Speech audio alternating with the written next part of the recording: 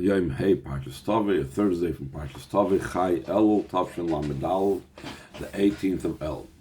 Ani L'Doidi V'Doidi Li Haroi B'Shoshanim. I am to my beloved, and my beloved is to me, the one that goes to pasture amongst the roses.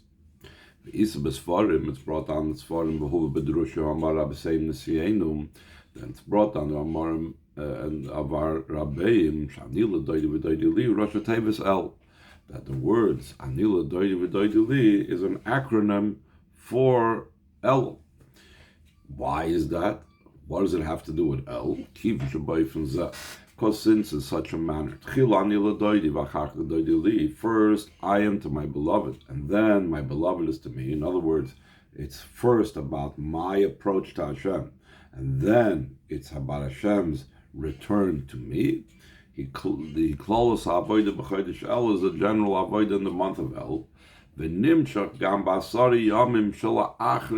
also continues in the 10 days following Rosh Chodesh El, meaning the first 10 days of Tishrei, Rosh Hashanah through Yom Kippurim.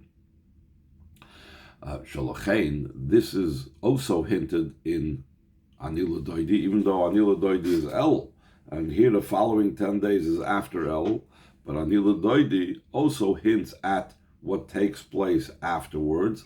Shalachein Soifer Tevis Ani L'Doidi V'Doidi Li, which are Rosh Tevis El. The end of the letters of the end of the words Ani L'Doidi V'Doidi Li, which the heads of the words, the first letters of the words Rosh Tevis El, but the ends of the words Hem Arba Yudim. Each one of the words ends with a letter Yud, which Yud is a number 10. 4 times 10 is 40. They hint at the 40 days from Rosh Chodesh El until Yom Kippur. Then on Yom Kippur was when Hashem said, I have forgiven as you, Moshe Rabbeinu, said, as you asked. The Yisraelim is even more so, the type of forgiveness, the way the forgiveness was given was b'simcha v'rotzen, with joy and will, Chazal Klolos ha'inyan da'achroinim b'rotzen. That's the general idea. The Chazal say that the final days, the final 40 days was b'rotzen. The Chazal teach that there were three periods of 40 days. The first 40 days when Moshe Rabbeinu went up on Har Sinai to get the luchas, at the end of which the Yidden built the Egel, made the Egel. The second period of 40 days, from the 18th of Tammuz till Rosh Chodesh El, where then Moshe Rabbeinu was asking that Hashem does not destroy the Yidden. And then there was the final 40 days, which the Chazal say from Rosh Chodesh El until Yom Kippur, where it was compared in the Torah to the first 40 days. Just like the first 40 days, Yidden hadn't done anything wrong, so the giving of the Torah on the first 40 days, and Moshe Rabbeinu being on Har Sinai on the first 40 days was beratzon, was with Hashem's will and enjoyment, etc., etc. So the Rebbe says that this is what the Chazal also say following that the final 40 days, which is the conclusion of the forgiveness, is just as joyous and just as much a will as the first 40 days. The ultimate height and perfection of the 40 days, the final 40 days, and the joy and the will that Hashem had for the Yidden was in Yom Kippur, like it's explained in many places. So Ani L'Doidi V'Doidi Li is not just limited to Elul, but more so, like the Alter Rebbe explains, look at the Torah. Ani L'Doidi is during the month of El, where we approach Hashem. And then Hashem reveals himself to us, like the king in the palace, Rosh Hashanah, Yom Kippur, that's the second part of the equation, Doidi Li. Second paragraph, line 15. The idea behind this is, the month of El is called the month of accounting for the previous year. It's not only about the previous year, but also it's also a month of preparation for the upcoming year. And this itself, the accounting for the previous year, and the preparation for the coming year, it can be in many ways. Sometimes, before Chassidus, we can look at it as a sad day, a nervous day, a scary day, etc., both because of what we may not have done fully in the previous year, and also in preparation for the days of awe, for the Yom Neroim.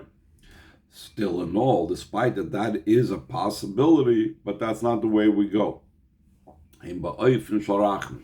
This accounting for the previous year and the preparation for the new year is in the way of mercy and compassion.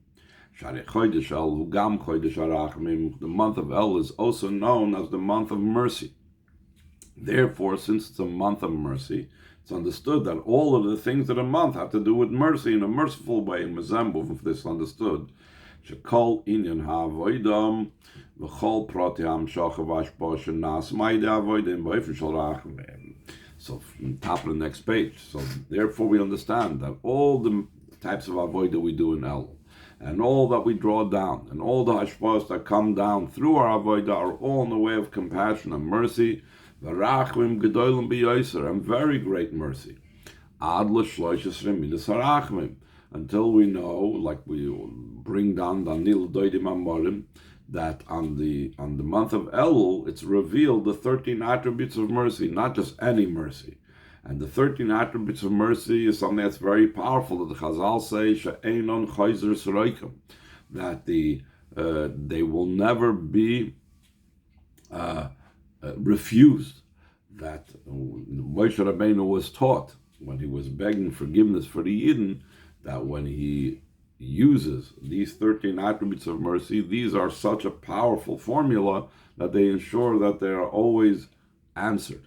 So therefore, we see how powerful the mercy of the month of El is, because the 13 attributes of mercy. Why are they never refused? Because the 13 attributes of mercy are beyond any measure and boundary, beyond the chain order of descent. Like the Alter Rebbe explains this according to the metaphor of a king that's found in the field. Then they are permitted and able, whoever wants, to go out to greet him. He receives everyone with a beautiful face of Mar upon himself, and it shows a smiling face to everybody. Behind this means that the face and the inner part of the king came that he receives people and he shows it to whoever wants, because again, it's a time of mercy. It's a time of unlimited expression of Hashem's mercy. Even those that are at the moment found in the field, that the Chassidus explains, the field is outside of Ir Elokeinu, outside of a place that's considered God's city, outside of things that are involved fully in Torah mitzvahs. Even to them, because of Hashem's infinite mercy that shines in the month of El, because of the 13 attributes of mercy, which is beyond Seder Ishtalshus, it shines and he receives even those people. This is also the content of the teaching of the Baal Shem Tov and the teaching of Alter Rebbe in the name of the Baal Shem Tov.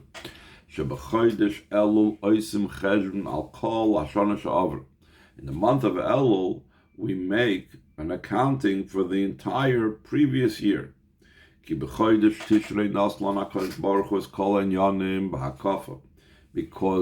the previous Tishrei, in Tishrei Tafshin Pei, for example, Hashem gave us everything on credit, especially the way the storekeepers, etc., used to run their businesses in the shtetl, etc. They used to say, "I don't have the money to pay you now.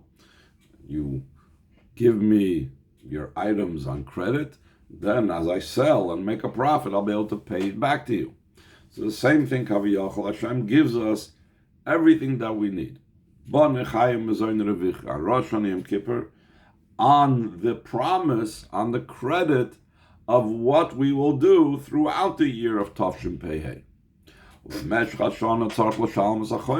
throughout the year of Tavshin Pei, the Eibishter gave us Aksiv Achsim Toiva Rosh Hashanah Yom Kippur Tavshin Pei. Throughout the year, we need to pay it back, what we owe Hashem, with Torah mitzvahs. So that's why when it comes to the month of Elul, it's a time to make an accounting. Therefore, when the month of Elul comes, at the end of the year, a person makes an accounting. And he shows his will to pay his debt. In other words, just that alone. He expresses interest to Hashem. You know what? I realize I owe you. I want to pay that back. And not only he shows his will, but the Rebbe says in the parentheses, umaschil. He also begins to pay back the debt. How? How does he show his will in paying back the debt? And how does he begin to pay back the debt? Through tshuva. When Hashem sees that we want to pay back what we owe him, and we begin the payment of what we owe him, so then Hashem forgives us for the rest of what we owe him. He doesn't say, you know what, okay, fine, I see you're really trying, even though you may not have paid back everything you owe me for the good I gave you. This is affected during the time of slichus. In other words, during the month of El, we're making the accounting and we're figuring out what we owe Hashem, and we have to do tshuva. And the days of slichus, Hashem says, you know what? I see you really trying. You know, let's cancel that out and begin anew. That's also the preparation for Hashem giving us again on credit the next year. In other words, why is Hashem willing to give us again the upcoming year in Tavshin Pei Vav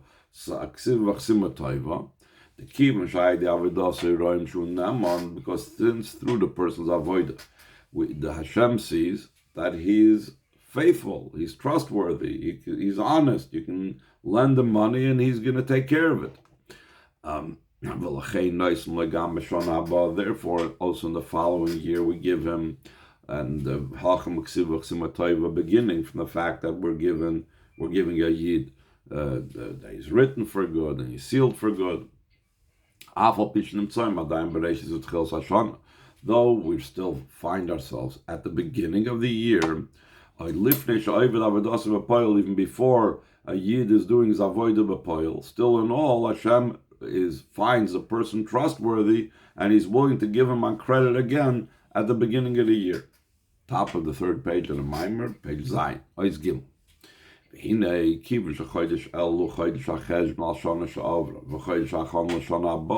the month of El is a month of accounting for the previous year, and it's a month of preparation for the future year, in a kol prote and yonam shebehem ya'avoda b'shana she'avra b'shana haba. So all the specific matters of it is the avoda of the previous year and the avodah of the coming year. The avodah of the coming year is on what it's dependent upon, that which comes down, our hashpos from above. So since it's all about the specifics, so also the specific avodas that we're doing are also hinted in the names of the month.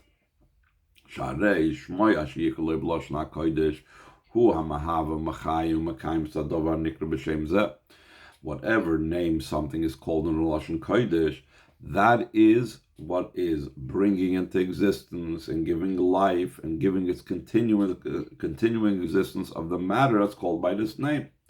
Like the teaching of the Baal Shem Tov that Alter Rebbe brings in Shar Yichud V'Emunah, that the names of the different things that were created by Hashem during the Sheish Simei Bereishis, those names are what give life and energy and existence and vitality to those items. So that applies not just to physical items, but it also applies to like the names of the month. Therefore, Also, the name of the month of Elul has in it, the name of the month of Elul has in it the hint for all the specifics of the avodah that we need to do as a payment for everything that we've been doing the previous year, and as encouraging Hashem to give us credit for the coming year. This is what it's explained in many places. In the Rosh Tevis of El is hinted all the three lines of our avodah. In those three lines is the general avodah, which is Torah is hinted in the Rosh Tevis of El. Avodah is hinted in the Rosh Tevis of El. Gemilas Chasadim is hinted in the Rosh Tevis of El, because it says that Avodah is the level of davening. Davening is also on the Doidi Li. Gemilas Chasadim is Ishrayeu, Matanis Lov Yoinim, a man to his fellow and gifts to the poor, even though it says that Lagabe Purim, but still it shows on the idea of Gemilas Chasadim. That Torah is a level of Ori Miklat. That's a level of Torah, because Divrei Torah Koltim, the words of Torah, save the person. V'gam inyan tshuva. Tshuva is also hinted in the idea of Ori Miklat, because tshuva is like an Ir Miklat. So then, because this is all nirmas in the month of El, and you don't just have the avodah that you're supposed to do, but you also have the avodah of Torah, avodah musasadim is accompanied by tshuva, and tshuva has the capability to enhance those other three things of Torah, avodah musasadim. Shal yoda nasa kol in yomer shloish sakavim ba'ifim shem tovim meirim. Through tshuva, all these three lines of Torah, avodah and musasadim becomes such a way that they are good and illuminating.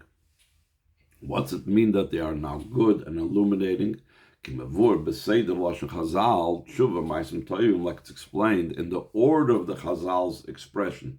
Chazal say the expression tshuva u'maisim tovim, tshuva and good deeds. Seemingly, it should be maisim tovim and tshuva, because ordinarily you're supposed to do maisim tovim, good deeds. You're supposed to do mitzvahs. And then, if chas v'sholem, a person doesn't do what he's supposed to do, so then he has tshuva. Why do you say tshuva and then maisim tovim? So the shayidei hakdom esat tshuva, hine maisim shel achri zehem tovim v'meirim, through the prefacing of tshuva, which also tshuva is not necessarily on wrongdoing, as Chassidus always teaches about. So then, instead of the mitzvahs being just ordinary mitzvahs, they're just maisim. Now the maisim become maisim toivim. They become good actions. And good has to do with illumination, like we know, Vayar al kimas oir ki toiv, Hashem said that the light is good. So the mitzvahs are now illuminated through the tshuva. So therefore, it's not just enough to have the Torah avoiding musasadim, but through the tshuva, it enhances the Torah avoiding musasadim, that now they are good and illuminated. Oizdal, omnam. Though specifically the avodah is divided into three lines, this is only concerning the manner of the avodah and the effect of the avodah. But in the general approach and movement, there are two approaches, two movements. Turning away from bad and doing good. And through that comes afterwards the idea that there's a third thing, as we'll explain, that you search out peace and you pursue it. But essentially, the Rebbe is going to divide the whole avodah of the Yid into, zeros and ones, a binary thing. Sur Merah, turning away from bad, and doing good. But instead of explaining it in the simple sense, turning away from bad, just not doing bad things, not doing averos, no. It's on a much deeper level. It's a whole approach to the physical world, which is in a way of, there's the bad part of the world that you need to put aside, and there's the good part of the world which you need to elevate. Let's see in line 25 what he's talking about. The idea behind this is, like it's known, the teaching of the Baal Shem Tov, maybe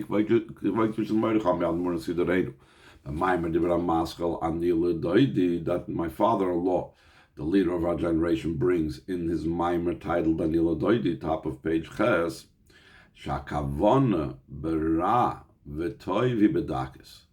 When we're talking about Sur Mara, we're not talking about don't eat not kosher, or don't do things you're not supposed to do on Shabbos, for example. We're talking about a more subtle form of bad. And also the good is the more subtle level that we're aiming for. So the Sur Mara Nasei Toiv is in a much more global type of approach. Hainum. It's not evil with a capital E. It's bad comparable to the good that we are supposed to be looking for. What is considered bad comparable to the good that we're looking for? In all permitted items, kosher food, kosher work, clothes that have no kshatness, whatever it is. That in the permitted matters, that's the main service and that's the main work of the person. Yesh guf nefesh. There is the body of the item and there is the soul of the item. For example, the body of the food and there's the soul of the food. Doesn't mean soul like if it's from an animal. Even if you're talking about water, there's the soul of it and there's the body of it. Like it's explained in many places, the idea of body and soul is to be found in every item in this world. Therefore, once we focus on this distinction and we contrast that, and the body comparable to the soul, is like the general idea of the physical. In comparison to spirituality and life and vitality, Nikra b'shem ra is called bad. Again, it's not evil with a capital E, but the physicality is bad in comparison to the spirituality. This is the avoid of turning away from bad. Not to desire, not to want the pleasure of the physicality of the thing. That's the bad in it. So that's what the Sur Merah, turning away, negating, not wanting the bad in the physical thing. Meaning, not wanting the physical thing, which is the bad. Well, line 10, following this, there has to be the idea of doing good. What is the idea of doing good? To delight on the good that there is in the item. You want to delight and search out and appreciate the spirituality, the life force, the vitality, the godly soul. Like we said, every physical item has a body and soul. So the body of it, the physicality, is something that he's negating, he's not interested in, he doesn't want the physical enjoyment, and instead, he's searching out the godly spark in it, and in that, he is delighting. We're not saying don't have delight. It's an interesting point over here. He's not negating delight for its own sake, but he's saying don't delight from the physical. Delight instead from the toiv in it. Asay toiv, after the Sur Merah, asay toiv is to delight and enjoy and to search out the spiritual and the soul, the godly spark that's in every single thing. Once we have that two-part system, Sur Merah v'asay toiv, then we can go to the next part of the pasuk, Bak Yisholem v'Rodfeyu, as we will explain tomorrow.